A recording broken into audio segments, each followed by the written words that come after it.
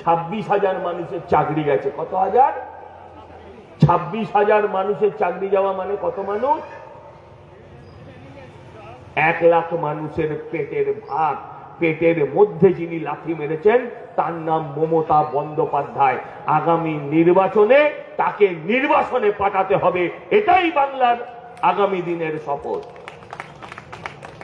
ওই শুধু আলুর দাম, পেঁয়াজের দাম, পটলের দাম, গ্যাসের দাম, এই নিয়ে আমরা অনেক নির্বাচনে ভোট দিয়েছি।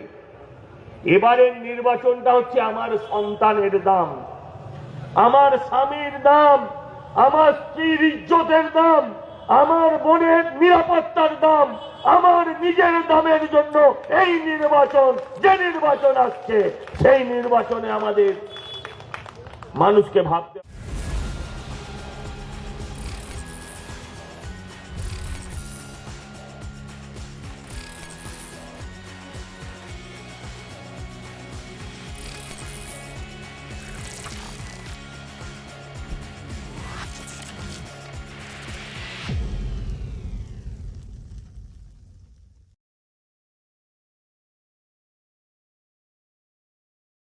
গানটা আমাদের বাংলার এক উদীয়মান শিল্পী লগ্নজিতা বলে, তিনি এই গানটা গেয়েছেন, মাতৃবন্দনা। আজকে গতকাল মেদিনীপুরের একটা অনুষ্ঠান করতে গিয়ে এই গানটা গাইছিলেন বলে জেহাদিরা মঞ্চে উঠে এই গানটাকে বন্ধ করে দিয়েছে। আমি আপনাদের বোঝাতে এসেছি যে আমরা কোন বাংলায় বাস করছি। পূর্ব বাংলার অপু দাসের নাম শুনেছেন? শুনেছেন? সরি, দীপু দাস নাম শুনেছেন না? পূর্ব বাংলার দীপু দাস, এপার বাংলার হরগোবিন্দ দাস, এপার বাংলার মুর্শিদাবাদের চন্দন দাস। কোনো পার্থক্য নেই, কিন্তু কোনো পার্থক্য নেই। দুজনেই মারা গিয়েছেন কেন? তাদের একমাত্র অপরাধ, তারা হিন্দু গর্ভে জন্মগ্রহণ করেছে। ববি হাকিম বলেছিলেন হিন্দু গর্ভে জন্মগ্রহণ করা পাপ, সেই পাপটা তারা করেছে। আমরা সেই পশ্চিমবঙ্গে বাস করি। একটা প্যাটিস বিক্রি নিয়ে সারাদিন টিভিতে টকশো হয়, কিন্তু একজন মানুষ সে হিন্দু বলে, একমাত্র অপরাধ হিন্দু, সে হিন্দু বলে তাকে মেরে উলঙ্গ করে গলাতে ফাঁস লাগিয়ে গাছে ঝুলিয়ে, এই যেমন শীতকালে লোকে আগুন পোয়ায় সেরম ভাবে খড় কেরোসিন তেল ঢেলে আরেকজন এসে গেছে, মিস্টার কৌস্তব, তাকে আগুন দিয়ে পোড়ালো। আর হাজার হাজার মানুষ পৈশাচিক উল্লাসে ভিডিও করলো। সেই ভিডিও আজকে আমরা ঘরে বসে দেখি। আজকে রাস্তা দিয়ে আসছিলাম, পৌষকালী মায়ের বিসর্জন যাত্রা চলছে পরপর। আমার তখন মনে পড়তে লাগলো, গত কালী পুজোর সময় আমরা প্রায় সকলেই পুষ্পাঞ্জলি দিয়েছি কালী পুজোয় মাকে। আমরা বহু মানুষ নির্জলা উপবাস করেছি। আমরা সেই মায়ের মুন্ডবিহীন দেহটাও সবাই দেখেছি। দেখেছি না দেখিনি? আমরা দেখেছি। কুণাল ঘোষকে যেমন আগে পুলিশ টেনে টেনে প্রিজন ভ্যানে তুলতো, আমি মা কালীকেও সেরাম ভাবে প্রিজন ভ্যানে টেনে টেনে তুলতে দেখেছি। আপনারা দেখেছেন না দেখেননি? মা কালীকে পুজো করেছেন, মা কালীর মুন্ডহীন দেহটা দেখেছেন, তাকে টেনে প্রিজন ভ্যানে তুলতে দেখেছেন। আমি সমগ্র বাঙালি জাতির কাছে যারা মায়ের আরাধনা করেন তাদের কাছে প্রশ্ন রাখতে চাই, কি প্রতিবাদ করেছে?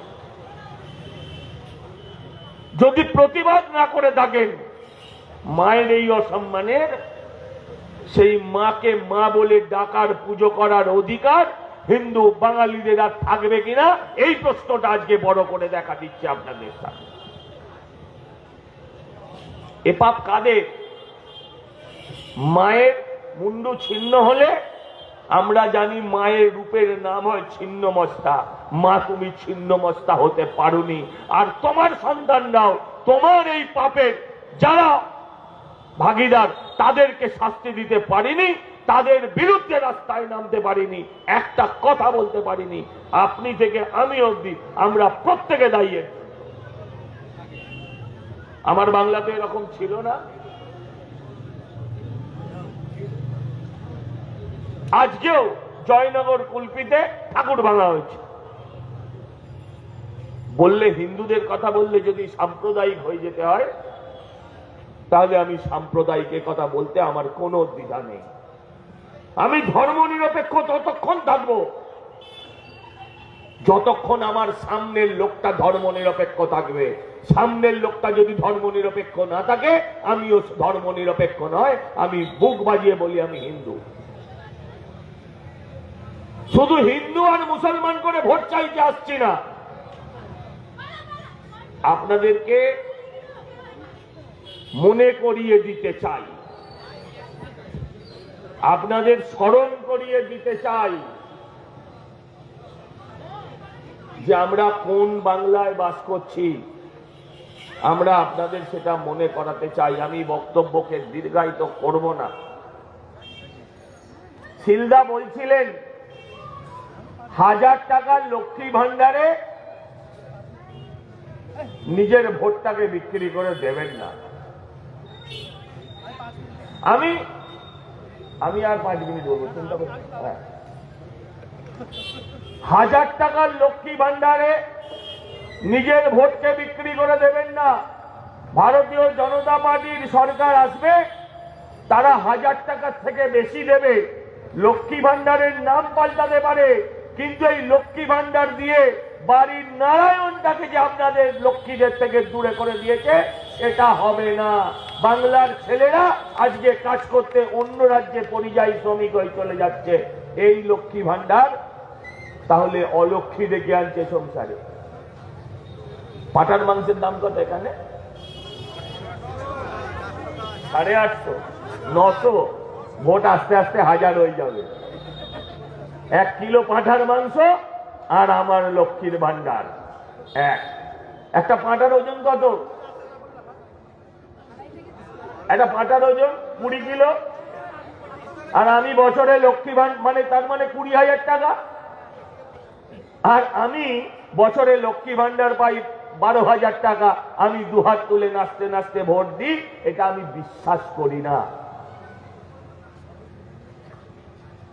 লক্ষ্মী ভান্ডার পেয়েও 2,33,00,000 মানুষ ভারতীয় জনতা পার্টিকে ভোট দিয়েছে এবারের নির্বাচন।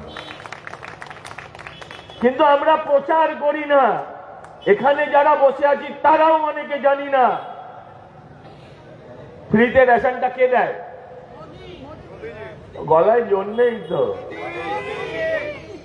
আপনার ব্যারাকপুরের বহু মানুষ জানেন না। আপনি তো সব জানেন 80 কোটি লোককে দেয়, কিন্তু আপনি জানান কজনকে? এই প্রশ্নটা আজকে আমরা আপনাদের কাছেও করতে।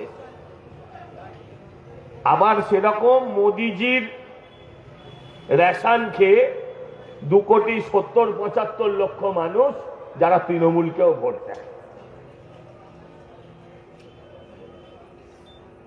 আমি আপনাদের কাছে আবেদন করতে এসেছি। অভয়ার কথা সবাই বলছেন, বলবেন। অভয়ার মায়ের চোখের জল আপনারা মুছতে পারবেন না। একটা অভয়া নয়, প্রতি মাসে একটা করে অভয়ার সৃষ্টি হয়।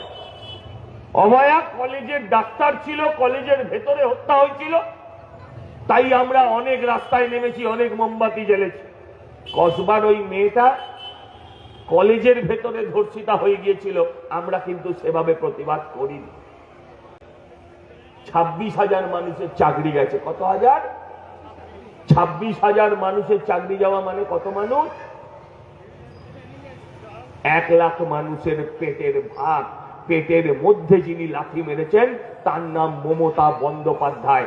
আগামী নির্বাচনে তাকে নির্বাসনে পাঠাতে হবে, এটাই বাংলার আগামী দিনের শপথ। ওই শুধু আলুর দাম, পেঁয়াজের দাম, পটলের দাম, গ্যাসের দাম, এই নিয়ে আমরা অনেক নির্বাচনে ভোট দিয়েছি। এবারের নির্বাচনটা হচ্ছে আমার সন্তানের দাম, আমার স্বামীর দাম, আমার স্ত্রীর ইজ্জতের দাম, আমার বোনের নিরাপত্তার দাম, আমার নিজের দামের জন্য এই নির্বাচন, যে নির্বাচন আসছে সেই নির্বাচনে আমাদের মানুষকে ভাবতে হবে। অনেক আগে থেকে আমরা এসেছি পরিবর্তন সভা, আমরা মানুষকে সময় দিয়ে বলছি যে ভাবুন, এখানে যারা এক লাইন বলবো, আর এখানে যারা বসে আছেন তারা কতজন প্রাইভেট স্কুলে পড়েছেন? হাত তুলুন তো। প্রাইভেট স্কুলে, লামাটিনিয়ারে। কতজন সরকারি স্কুলে পড়েছেন? সব হাত উঠে গেল, হয়ে গেছে, হাত নামান। আজকে আপনার ছেলে মেয়েদের কতজন আপনারা সরকারি স্কুলে পাঠান? হাত তুলুন। 1, 2, 3, 4, 4টে হাত। কেন? আজকে আপনাকে প্রশ্ন করতে চাই, কেন 20 বছরে আপনার পাড়ায় যতগুলো মদের দোকান বেড়েছে ততগুলো স্কুল বেড়েছে প্রাইভেট, বড় বড় স্কুল তৈরি হয়েছে ব্যারাকপুরে। হয়েছে কি হয়নি? 20 বছর আগে ছিল? ছিল না। আপনারা কি সব অশিক্ষিত গণ্ডমূর্খ? মমতা ব্যানার্জিও তো প্রাইভেট কলেজ থেকে পড়ে, স্কুল থেকে পড়ে, এই সরকারি স্কুল থেকে পড়ে তারপর ইস্ট জর্জিয়ায় গিয়ে কত বড় বিদেশি ডিগ্রি নিয়ে এসেছিল, পিএইচডি। আরে মুখ্যমন্ত্রী ভুয়ো হলে তার ডিগ্রি কি আসল হবে? কি বলেন আপনি? আজকে আমার ছেলে মেয়েদের পড়াতে গেলে স্কুলের ফিস হচ্ছে 5,000 টাকা। আমার বাবা আমাকে পড়াতে বছরে 60 টাকায়, আপনারাও প্রায় তাই। বছরে কত? 60 টাকা। সিপিএম তাতেও আমরা তাড়িয়েছি, কারণ ওরা ইংরেজি তুলে দিয়েছিল, এরা পুরো শিক্ষাটাকে তুলে দিয়েছে। তাই আপনাদের ভাবতে হবে। মুখ্যমন্ত্রী একটা গুণ আছে, গুণটা হচ্ছে উনি চাকরি খাবেন, আবার তাদেরকেই ইন্ডোরে ডেকে বলবেন আমার প্রাণ থাকতে আমি কারো চাকরি যেতে দেব না। তারপরে কি দেখলাম? চাকরিও গেল, প্রাণটা কিন্তু আছে। আমরা আবার কি দেখলাম? মুখ্যমন্ত্রী ওয়াকফ নিয়ে কি বললেন? আমার প্রাণ থাকতে ওয়াকফ হতে দেব না। তারপর দেখলাম ওয়াকফটা হলো, প্রাণটাও আছে। আরে প্রাণটা তো নিজের, ওরা দুজনেই এক, পিসি ভাই। একজন বলেছিল এই ফাঁসি ঘাটে চলে যাব, কবে থেকে ধর্মতলায় জল্লাদ দাঁড়িয়ে আছে, কিন্তু তোমার দেখা নাই, আসামিরার দেখা নাই। শেষ বলেছেন এসআইআর হতে দেব না, আমার প্রাণ থাকতে। আমি তার প্রাণ থাকুক, আমি চাই। তার পাপের ঘরা পূর্ণ হয়েছে, তিনি নিজে দেখে যান, নিজের চোখে দেখুন তার কি শাস্তি হয়, বাংলার মানুষ তাকে কিভাবে ছুঁড়ে ফেলে, নিজে দেখুন, নিজে উপলব্ধি করুন, এটা আমরা চাই। আমার ঠাকুমা ছিলেন জানেন, ছোটবেলায় বলতেন, আপনাদের হয়তো বাড়িতে গুরুজনেরা বলেছেন, বাবা মিথ্যে কথা বলো না, মিথ্যে কথা বললে জিভ খসে পড়ে যায়। আমার যদি ঠাকুমা আজ বেঁচে থাকতেন না, আমি ঠাকুমাকে ধরে আনতাম, এনে টিভিটা দেখাতাম, বলতাম দেখো ওই 75 বছর বয়সে এত মিথ্যে কথা গড়গড় করে বলছে, জিভ খসে যাওয়া তো দূরের কথা, জিভ একটু কাঁপছে না। তাই ঠাকুমা যে ভুলটা বোঝাতেন আমাদের, উনি আপনাদের যখন সেই ভুলটা বোঝান, দয়া করে সেই ফাঁদে পা দেবেন না, দেবেন না, দেবেন না, এই আবেদন করছি। শুধু আবেদন করতে এসেছি। মাথা তুলে মানুষের মতন বাঁচতে হলে পরিবর্তন দরকার। ব্যারাকপুর তো শিল্পনগরী, কি শিল্প আছে আপনার এখানে? তোলা ছাড়া, তোলা ছাড়া কি শিল্প আছে? চপও চলবে না। ওই আপনি ভাবুন, মুখ্যমন্ত্রী ব্যবসায়িক মিটিংয়ে, ব্যবসায়িক সম্মেলনে গিয়ে বলছেন বউকে বলবি ঘুগনি করে দিতে। আগের বারে বলেছিল মাকে বলবি ঘুগনি করে দিতে, এবারে বলেছে বউকে বলবি ঘুগনি করে দিতে। 1000 টাকা নিয়ে কে বউ রাখবে বলুন তো? পালাবে না তো কি থাকবে? আজকে এই জায়গায় নিয়ে এসছে। ওনার ভাইপো দেশ বেচবেন, আর বাংলার শিক্ষিত ছেলেমেয়েরা মাস্টার ডিগ্রি করে, গ্র্যাজুয়েশন করে তারা ঘুগনি বেচবে। আমি ঘুগনি বেচাকে খারাপ বলি না, কিন্তু একটা ছেলে মাস্টার ডিগ্রি করার পর, গ্র্যাজুয়েশন করার পর, তাকে যদি চপের দোকান খুলতে হয়, তাকে যদি ঘুগনির দোকান খুলতে হয়, তাহলে বাংলার মানুষ চাঁদা তুলে, এই যারা মোদির কুশপুত্তলিকা জ্বালিয়েছিল তাদেরও একটা করে চপের দোকান, ঘুগনির দোকান আগামী নির্বাচনের পর খুলে দেবেন। দেবেন তো? এই কথা বলে আমি বলছি, দিদিমণি একটা নতুন প্রকল্প এনেছে, পাড়ায় পাড়ায় সমাধান। আমার পাড়া আমার সমাধান। সমাধানটা কি? আপনার পাড়া থেকে তৃণমূলকে তাড়ান। আমার পাড়া আমার সমাধান, পাড়া থেকে তৃণমূলটাকে তাড়ান।